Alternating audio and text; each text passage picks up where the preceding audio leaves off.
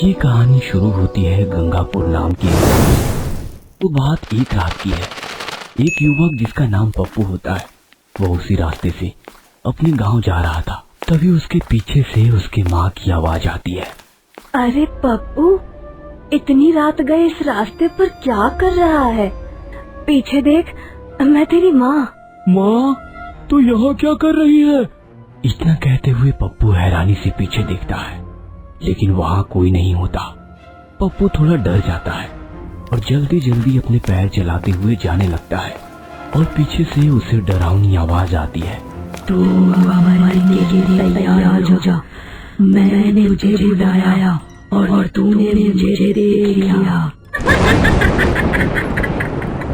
फिर वो निशी डाकनी पप्पू की तरफ हमला कर देती है और अपने नाखूनों से पूरी तरह से मार डालती है। निशी डाकनी उसी रोड पर एक शादी के जोड़े में खड़ी होती है और जोर जोर से हंसते हुए कहती है,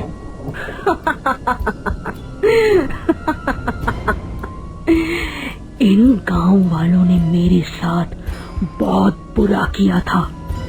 अब मैं इन्हें नहीं छोड़ूंगी। मैं आ चुकी हूँ अपना बदला लेने। मुझे कोई नहीं रोक सकता। फिर अगले दिन गांव वाले उसी रास्ते से गुजरते हुए वो देखते हैं कि पप्पू को किसी ने मार कर पेड़ पे उल्टा लटका दिया है। फिर उन्होंने पप्पू को वहां से उतारा और उसका अंतिम संस्कार किया। फिर यह सिलसिला बढ़ता गया। फिर एक बार उस गांव के रहने वाले रमेश त्रिपाठी जी एक शाम न्यूज़पेपर पढ़ रहे होते हैं और न्यूज़पेपर पर एक खबर पढ़ते हैं।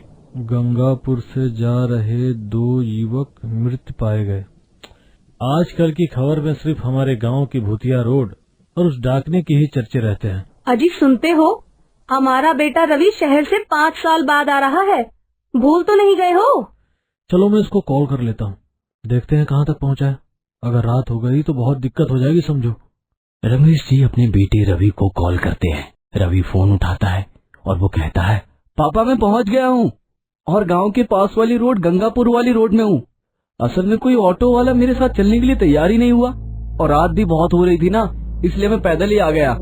अरे रवि बिटुआ, तुम जानते नहीं हो, जिस रास्ते से तुम आ रहे हो ना, वहाँ एक औरत तुम्हें तुम्हारे अपनों के नाम से पुकारती है। अगर तुमने उसको जवाब दे दिया या पीछे पलट के देख लिया तो वह डायन किसी को नहीं छोड़ती है। अरे डैडी जी आप चिंता मत करो, हम हैं तो क्या गम है, मैं पहुँच जाऊंगा और मैंने आधा रास्ता पार भी कर लिया है। और क्या आप भी अंधविश्वास पे विश्वास करते हो? चलो फोन रखो, मैं आ रहा हूँ। रवि बिटुआ सुनते हो, उस रास्ते के किनारे एक सिद्ध बाबा का आश्रम है, वहाँ चले जाना अगर खतरा महसूस हो तो। रवि अपने पिताजी का फोन काट देता है और आगे बढ़ने लगता है। तभी पीछे से किसी ने रवि की माँ की आवाज में बोला, अरे रवि बेटा आ गया, चल गांव चल, मैं तेरा बहुत अच्छे से स्वागत करूंगी। रवि थोड़ी अचंभे में पड़ जाता है और डर जाता है क्योंकि उसे उसके पिता की बात याद आने लगती है। अगर कोई पीछे से अपनों की आवाज में बोले तो उसका जवाब मत देना और आगे बढ़ते रहना, और पीछे तो बिल्कुल मत देखना। फिर रवि उसे इग्नोर करके आगे बढ़ने लगता है और फिर अभी इस बार एक लड़की की आवाज में निशी डायन बोलती है, रवि चलो ना साथ चलते हैं, ना जाने कितने दिनों से तुम मुझसे मिले ही नहीं। प्रिया, नहीं नहीं प्रिया नहीं हो सकती, क्योंकि प्रिया को मरे हुए आज 1.5 साल हुए हैं और माना कि वो मेरी सबसे अच्छी दोस्त थी, मगर एक हादसे ने उसकी जान ले ली। लेकिन मैं पीछे नहीं देखूंगा और इसे जवाब भी नहीं दूंगा। निशी डायन कई बार रवि को अलग अलग आवाज से पीछे बुलाती गई, मगर रवि पीछे मुड़कर नहीं देखता है। और इस बार उस डायन ने बहुत खतरनाक आवाज में बोला, सुन, इस बार पीछे नहीं देखा तो मैं जाकर तेरी माँ और बाप को मार डालूंगी। पीछे देख या फिर अपने माँ बाप को अलविदा कह दे। नहीं नहीं, मेरे माँ बाप को कुछ मत करना, मैं पीछे देखता हूँ, और वैसे भी अब मैंने तुम्हें जवाब दे दिया है। रवि पीछे मुड़कर देखता है कि एक डायन उसके पीछे खड़ी है और जोर जोर से हंसते हुए कहती है, आखिर तूने पीछे मुड़कर देख लिया, अब तेरा भी वही हाल होगा जो औरों का हुआ था।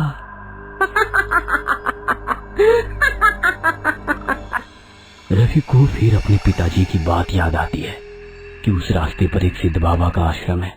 रवि डायन को चकमा देखकर उस आश्रम की ओर बढ़ने लगता है और डायन दोगुनी रफ्तार से रवि का पीछा करती है और कहती है, तूने मुझे देख लिया है, अब भागने की कोशिश मत कर। आज नहीं तो कल मैं तुझे मार ही डालूंगी। तभी रवि भागते हुए कहता है, तुम ऐसा क्यों कर रही हो मुझे नहीं पता, मगर इस वक्त मेरी जान मुझे ज्यादा प्यारी है। रवि को अब आश्रम नजदीक दिखाई देने लगा। रवि दौड़ते हुए उस आश्रम में पहुंचता है तो देखता है कि बाबा वहीं पास में है। रवि घबराते हुए बाबा के पास जाता है और कहता है, बाबा वो डायन मेरे पीछे पड़ी है, बचा लीजिए मुझे, बाबा मुझे बचा लीजिए। तुम इस आश्रम में पूरी तरीके से सुरक्षित हो बेटे, मैं सब जानता हूँ। तो आप उस डायन को खत्म क्यों नहीं कर देते फिर? और एक बात, वो डायन है कौन? देख बेटा, उस डायन को आज तक जिसने देखा है वो नहीं बच पाया, और जिसने देखा और अगर वो लौट पाया तो वही मार सकता है। यही कारण है कि मैं उसे नहीं मार सकता, लेकिन तुमने उसे देखा है, तुम मार सकते हो।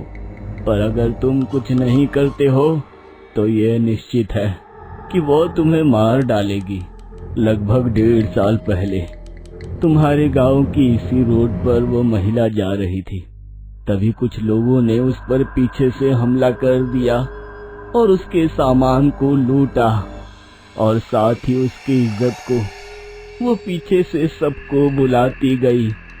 लेकिन तुम्हारे गांव में किसी ने उसका जवाब नहीं दिया। तब से वो निशी डाकनी बन चुकी है, क्योंकि उसका नाम निशी था, और मरने से पहले उसने इस गांव वालों को नष्ट करने की सौगंध ली थी, इसलिए वो डायन बन गई। तो बाबा मैं क्या करूं, आप ही मदद करिए। ये लो बेटे, ये एक तीर है, ये तुम्हारे बहुत काम में आएगी, और मैं तुम्हें एक संकेत देना चाहता हूँ कि एक सुहागिन महिला की शक्ति क्या होती है। अगर तुमने इसे जान लिया तो तुम जरूर उस डायन से गांव वालों को मुक्ति दिलाओगे। बाबा आप पूरी बात तो बताते नहीं हो, बस पहेलियों पर पहेलियां दिए जा रहे हो। असल में मैंने अपने दिव्य शक्तियों से इतना ही डायन के बारे में ज्ञान प्राप्त किया है, पर तुम बीच में आ गए इसलिए मैं पूरा ना कर पाया। लेकिन अगर मैंने उसके बारे में पूरी तरीके से जानना चाहा तो वो डायन तब तक तुम्हें मार डालेगी। इसलिए कह रहा हूँ समय बर्बाद मत करो और उसके पास जाओ, और एक सुहागिन महिला की शक्ति उसके मंगल सूत्र में होती है, और तुम तीर की सहायता से उससे लड़ सकते हो। जाओ। रवि उस आश्रम से बाहर निकल जाता है, लेकिन बहुत डरा हुआ होता है और अपने आप से कहता है, अरे यार, इस शूरवीरता के चक्कर में पता नहीं मेरा क्या होगा। तभी निशी डाकनी जोर जोर से हंसते हुए हवा में उड़ते हुए रवि के पास आती है, और इस बार वो एक शादी के जोड़े में थी, लेकिन उसका चेहरा बहुत बुरी तरीके से जला होता है और उसकी लाल आंखें बहुत डरावनी होती है। इससे पहले कि वो डायन कुछ कर पाती, रवि उस तीर से उस डायन के ऊपर हमला कर देता है। वो डायन कुछ नहीं कर पाती और नीचे गिर जाती है। तभी रवि एक हाथ से उस